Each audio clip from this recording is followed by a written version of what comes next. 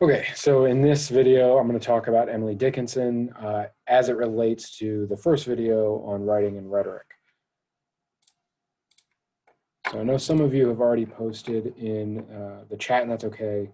I'm just going to discuss sort of some aspects of Dickinson's poem as it relates to rhetoric, but also some of the literary elements she uses as well. So first, I'm going to talk about those literary elements, and then I'll talk about the rhetorical aspects of it later. One of the things that we're going to do in this unit is really see how writers respond to and react within their rhetorical situation. So we're basically going to assign the different elements or parts of the rhetorical situation to Emily Dickinson. And I just realized that I was not sharing my screen, so there we go.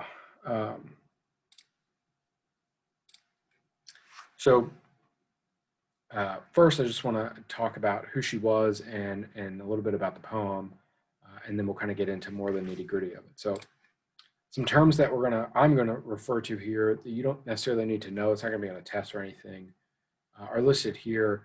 I'm gonna cover what a lyric poem is, and why that matters for Dickinson's work. We talk about stress and rhythm and meter, and why that how that adds meaning to Dickinson's poetry. So a little bit about Emily Dickinson. She wrote in the 19th century, very reclusive.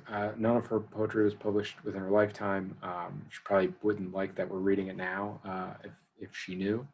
But her style was very particular. She always wrote in a lyric poetic style, which I'm going to talk about later, but it's essentially just referring to the way that certain syllables are stressed within the poem, and it kind of gives it this sort of sing-songy feel.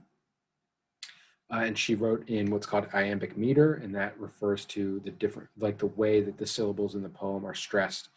And that's important because it adds elements to the text and the meaning and how we sort of read it and take it.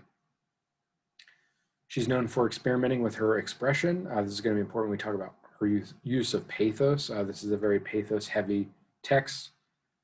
She used, although it might not seem like it to us, she did sort of push past conventions. She, sort of alter the way that she used punctuation. You'll see a lot of dashes at the end of her lines when you read the poem.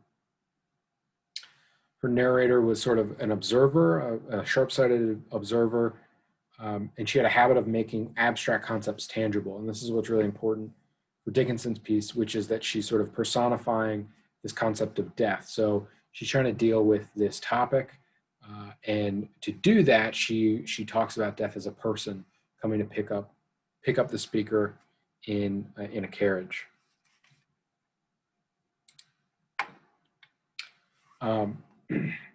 So poetry is the genre that she's using, or the particular style of writing that she's writing in. This is a poem.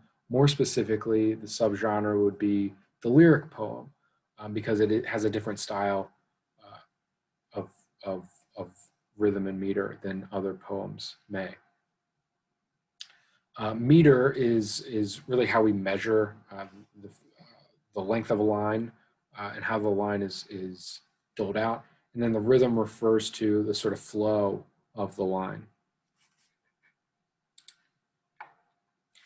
And the reason this is important, what we're going to be talking about today, is because the way that words are stressed within a poem can embody the meaning or help embody meaning in the poem. And we're going to see how Dickinson does that in particular, and I'll be a little bit of a giveaway, but the iambic meter of her poem has this sort of da-da-da-da-da-da-da-da-da flow to it, which can be read as the horse's hooves clopping against the road as the carriage is sort of driving by these places that she's talking about. The particular verse that she uses emphasizes every other syllable. It's alternating syllables, and it helps communicate meaning. So one of the things that you'll see is how this sort of rhythm and flow to the poem sort of lulls you into the this sort of like serene nature, even though she's talking about something that can be scary like death. So that's what's sort of characteristic about Dickinson's text, is that let me make myself a little bigger here. She is essentially, and I don't want to give too much away here yet, she is essentially lulling you into death in the way that the speaker was sort of seduced into getting in this carriage, right? So the sort of the rhythm and the flow of the poem helps with that. It also sort of it sort of like disillusions the reader from this otherwise scary topic of what death is and what it can mean. So the only one that's important here on this slide is the iambic foot, which refers to the way that syllables are accented. So it has this, like it sounds, I am, is the way that two syllables would sort of be expressed, or titum. So if you have multiple iambic feet in a line, it would go I am, I am, I am, I am, I am, or titum, titum, titum, titum, titum, da da da da da da da da da.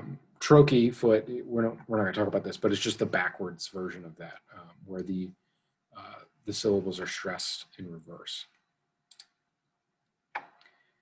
And then for meter, and this becomes important with Dickinson in particular, meter refers to how many feet there are in a line. So in a lyric poem, there are alternating lines of 4 feet, then 3 feet. So it goes 4 feet, 3 feet, 4 feet, 3 feet. So we would say that it's iambic tetrameter followed by a line of iambic trimeter, 4 feet, then 3 feet.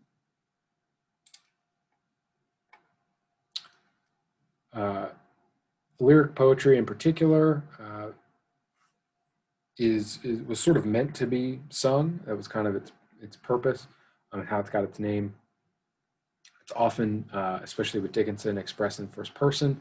So as you're reading it, you are kind of performing the action. So you sort of embody the speaker as you read it.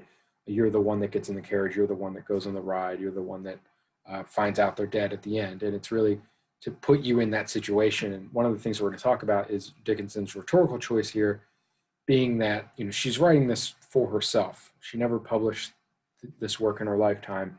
It was really a way for her to kind of grapple with this concept. So it kind of works on our end too, because as we read it, we kind of become the speaker. We get into the role that the speaker takes on, which is sort of what it would have been like for Dickinson as she wrote it. So this lyrical meter, there's some childhood nursery rhymes that follow this. You know, Jack and Jill went up the hill to fetch a pail of water. Da da da da da da da da da da da da. Jack and Jill went up the hill to fetch a pail of water. And if we were to chart this, which we used to do when 102 was a literature course, it would kind of look like this, where every other syllable is stressed. So it has an unstressed syllable followed by a stressed syllable marked by the line. So unstressed, stressed, unstressed, stressed, unstressed, stressed, unstressed, stressed. And, you know, this first line here is the tetrameter line, the 4 feet line, which is marked by this vertical line. So because is an iambic foot. Be is the unstressed syllable, cause is the stressed syllable. So when you say that word, you kind of place emphasis or stress the second half of the word, because. In the next foot, I could, the stress is on the second syllable.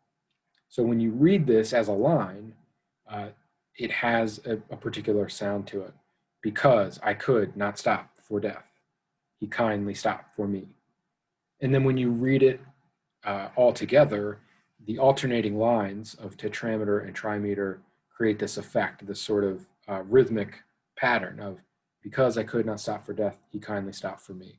The carriage held but just ourselves and immortality.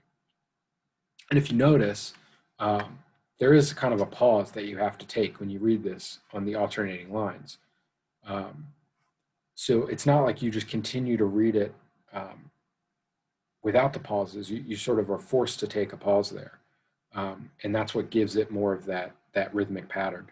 And a lot of modern music is written in these types of lines. So, Adele's Hello, hello from the other side. I used to call 1,000 times. It's tetrameter, right? Da da da da da da da da da da da da da. If anyone's a Blink-182 fan, all of their old songs are pretty much tetrameter. It just follows that very basic 4/4 rhythm if you're a musician.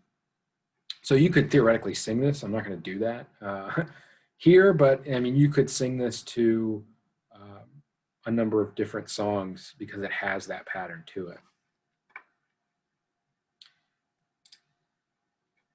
Okay, this is just something fun I like to show in class. But one of the things I wanted to show you here is that there is some imagery to the poem. And this first panel here, at least I wanted to point out that what's happening is essentially the speaker is being picked up by death in a carriage. Immortality is with them as well, which we'll talk about.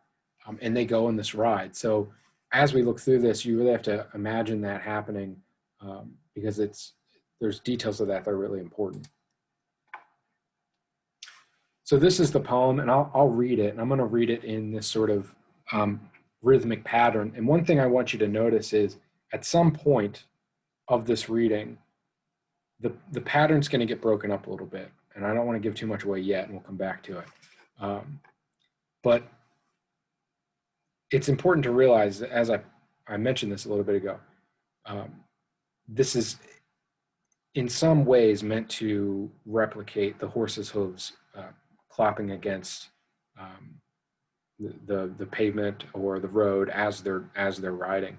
Some people have also expressed that it could sort of refer to like a heartbeat, this sort of steady heartbeat.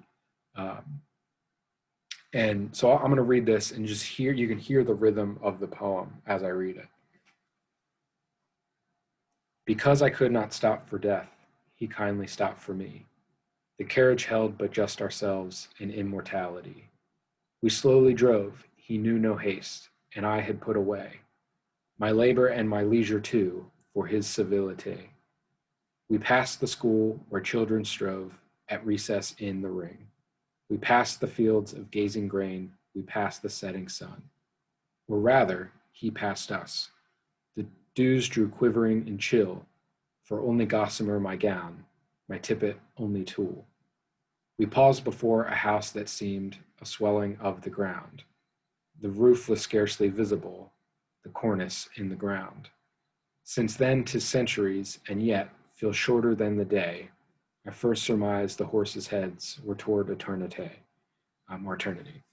So you can hear it, right? Because I could not stop for death, he kindly stopped for me. The carriage held but just ourselves in immortality. And when you say it faster, you kind of get that, you hear the alternating lines. We slowly drove, he knew no haste, and I had put away my labor and my leisure too for his civility.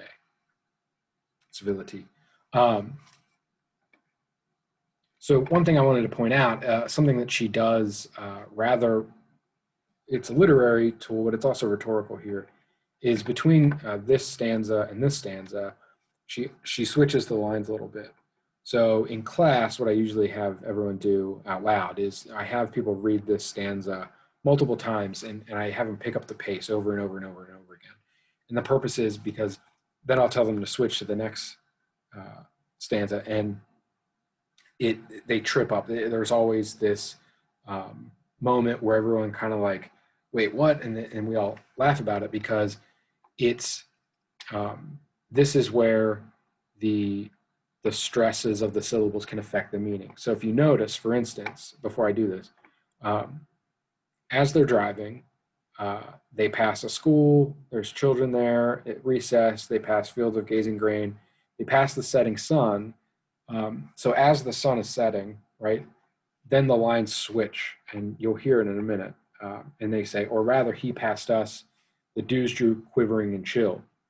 And the important part about this is because when she switches the lines around for these two lines of the stanza, it really addresses this shift that happens in this otherwise date that they're on.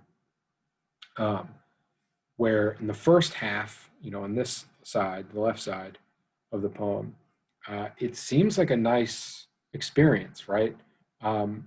They're kind of going on a date. Death is coming by to call on her, to court her. Immortality is there. Immortality is also personified, so he's kind of like the chaperone, which is what they would have had to have done during the time period this was written. So they are on a date. He calls on her. She even says, we slowly drove, he knew no haste, and I had put away my labor and my leisure too for his civility. So she's saying that he was this civil, nice, kind person. He wasn't hasty. He wasn't trying to go anywhere quick, right? He was a perfect gentleman is what it's expressing. And so because of that, she had sort of set aside her life and her desires for him, right? So they're going on a date, and they go on this sort of romantic evening. They go past the school with children playing, right? There's fields of gazing grain. May or may not be romantic to some of you now, but this was sort of a romantic date. There's a sunset, right? But then the poem takes a turn in the second half, and it's after the line switch, where it suddenly grows cold.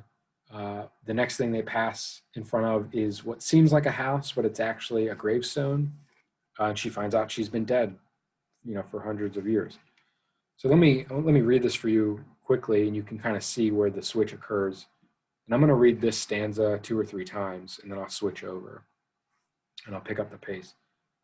So we passed the school where children strove at recess in the ring. We passed the fields of gazing grain. We passed the setting sun.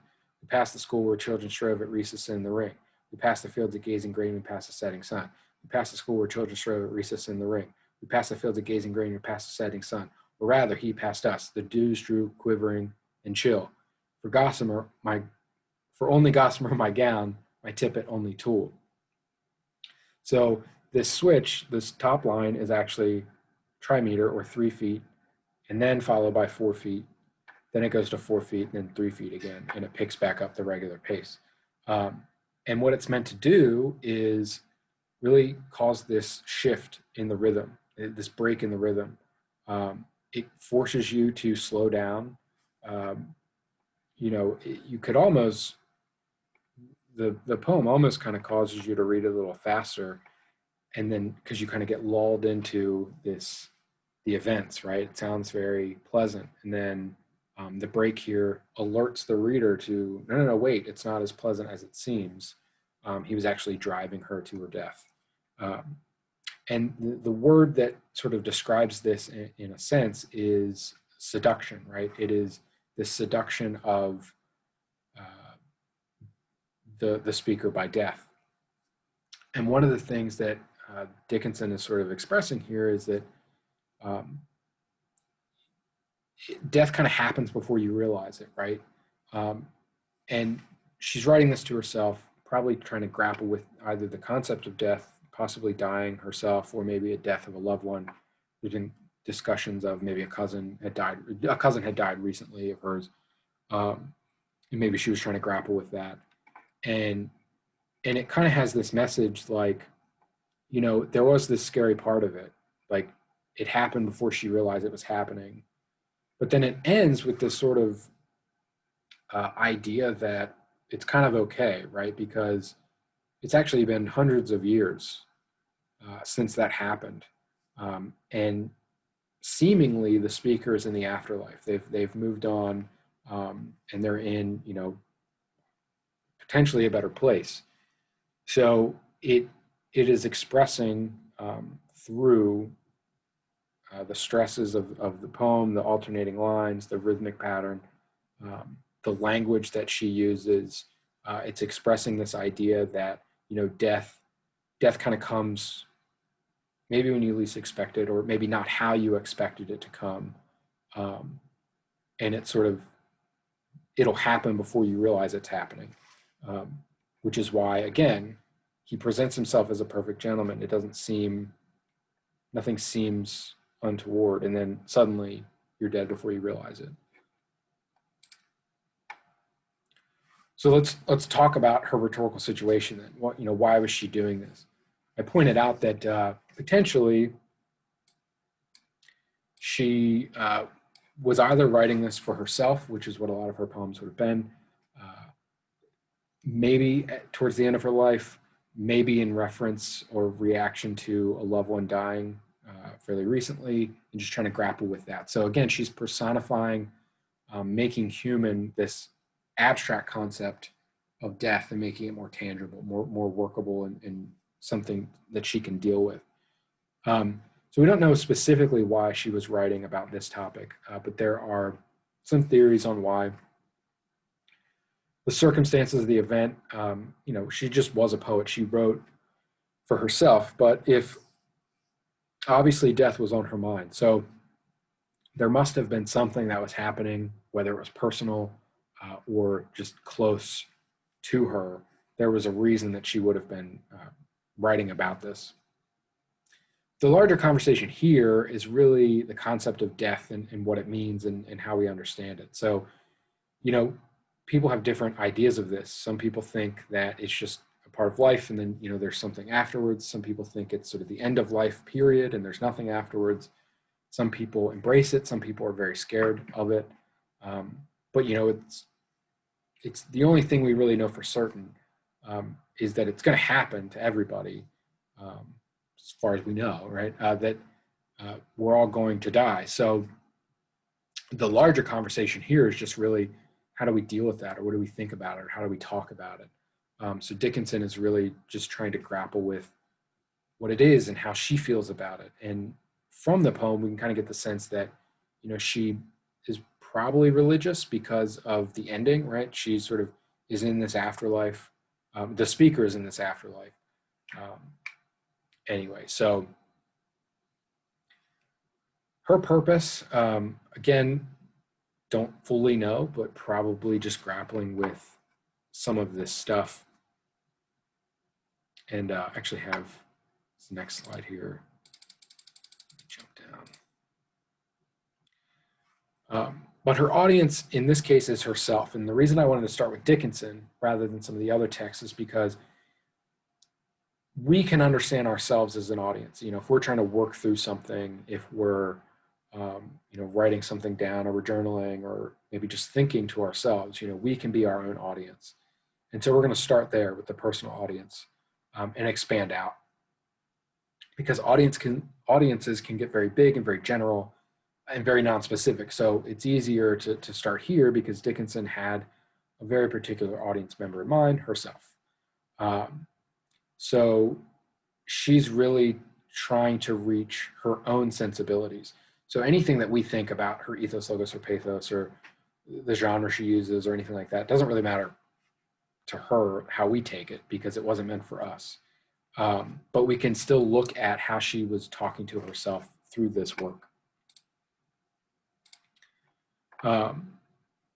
The genre then, which we spent a lot of the time in this, I've spent a lot of time in this PowerPoint talking about, is poetry, specifically lyric poetry. But some of the elements that make up a genre are the common elements of a genre. So if I'm talking about, I'll talk about this next week more specifically, but genre just really means a category of something, of stylistic elements or expectations. So if we're talking about like a family photograph, we have some particular expectations of what that might look like. In particular, it would have a family in it of some kind. They'd probably be smiling. They would probably be, now modern photography, they'd probably be outside, wearing matching clothes, right? Maybe it's a particular season of the year. These are stylistic elements that create the genre of family photography, right? So for poetry, there are stylistic elements that create the genre of poetry. In this case, Dickinson is using very specific diction. It's the imagery and language that she uses that's characteristic of poetry, right? For it to be a Dickinson poem in particular, she personifies death. She's making the abstract tangible. Other aspects of poetry that are evident here, rhyme and meter. She uses iambic foot and alternating lines of tetrameter and trimeter. And she's sort of using a narrative style, right? She's describing this narrative event of a speaker being picked up by death, going on a date, being seduced, and then dying. So her genre being the lyric poem specifically. And if you notice, like, that does affect the way that she talks about this thing. So consider, for instance, if she were to write, if she were to deliver a speech on death, she probably wouldn't deliver the speech as this poem is written, right? It would be a little weird if she were to go up in front of a live audience and just read 12 lines of a poem and walk away and say, that's my speech on death. Because we expect something different from a speech, right? We expect full sentences in paragraph form, right? We expect maybe not as specific of word choice as much as like describing experiences or more detail to those experiences. So she probably would have expanded out on the events of the story she was telling if she were delivering a speech.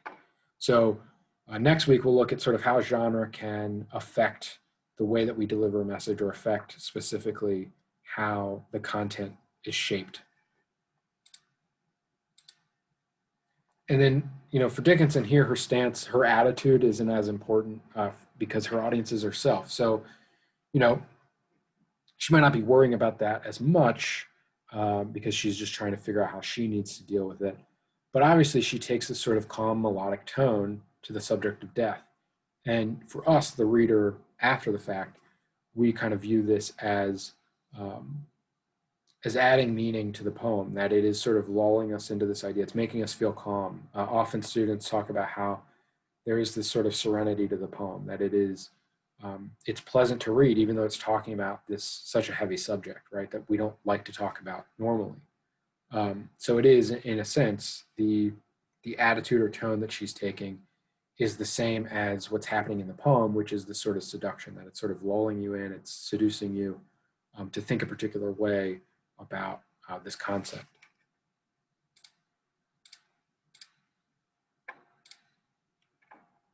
So then quickly, I'll just talk about her use of ethos, logos, and pathos. Her credibility here is just that she is a poet, and she's also a human being that will experience death. So she's credible to write about this because of those things, right? She did have to deal with death, and she's writing to herself. So it's not like she's writing about death to a committee of doctors, right? That would be a little different. But because she's writing to herself to deal with this concept, she's credible to deliver that message to herself because it's reflective. She's also writing from personal experience here, potentially, and writing to herself. So that kind of helped build her character. And then also, I didn't put this in the slide, but her ability here is an appeal to her own ethos, right? Her ability as a poet, the way that she manipulates rhyme and meter here to add meaning to the poem, her style and ability is really an appeal to her credibility as a poet. And then for us, I mean, if we were the audience, which we're not, she doesn't really need to appeal in that way because, again, she's her own audience. So logos, then, these are not, statistical, scientific facts and figures. It is more personal opinions and beliefs that she's using, but she's at least appealing in some way logically to maybe her sort of religious values here as it relates to the afterlife, right? You see those aspects of the afterlife coming into play at the end of the poem. So that could be a form of logical appeal, that she's using logic and reasoning. She's also appealing to logic and reason in the sense that she's sort of reasoning out that death isn't something to be afraid of, right? So the poem itself is an appeal to logos by appealing to our better reason that death isn't scary, right? And here I wrote, again, no need to appeal, just in the sense that she doesn't need to appeal to us. This is an appeal to her own self as she reflects. And then, the poem's full of pathos. It's full of emotional appeals. She does this through her word choice or diction. She does this through the rhyme and meter, which I've talked about. She does this through the imagery, right? So the date becomes very romantic when she's passing the fields of gazing grain and the setting sun, and there's children playing, right? Um, so these are, it's emotional. It's also, when she talks about it getting cold and darker, in the second half of the poem, it becomes more frightening. So it's sort of appealing to the sort of chilly, scary part of death, which actually takes up a very small portion of the poem. So otherwise, she's almost saying like everything leading up to death and everything after death was actually quite pleasant and serene. It's only in that short moment that it was sort of dark and scary. So that is also an appeal to emotion. This idea that it's to fear and anxiety, but also appeal to calm and serenity, all these other things. And that's it. So I'm excited to see what you all discuss on your own in the chat. What I really would like from the chat is, stop sharing this. What I would really like from the chat is essentially you just discussing how it kind of appeals to you, right? How do her use of ethos, logos, and pathos, even though it's for herself, how does it appeal to you? What are you taking from it? What are you understanding about the rhetorical situation as she's engaging it? But then also just the concept of death, right? So she's writing about a topic, so we should talk about that. I would like to see what everybody's thoughts are on that matter and how does Dickinson address it in relation to your view? Is it similar? Do you take a similar stance? Are you someone that is afraid of death? Did this poem help you understand it? Did it make you, or did it make you sort of nervous to think about because you don't want to think about it? What is your reaction to the poem itself on this topic? Maybe you just completely disagree. Maybe you're like, no, she's wrong. There's no afterlife. It's all terrible, right? It's not a seduction. It's miserable. We can talk about that. So we are essentially engaging the conversation by reacting to Dickinson's poem here. So if the conversation is about death, she wrote something to herself. We're reading it, and then we're going to react and respond to it and engage that conversation as well. So let me know what you think, and I will check it out.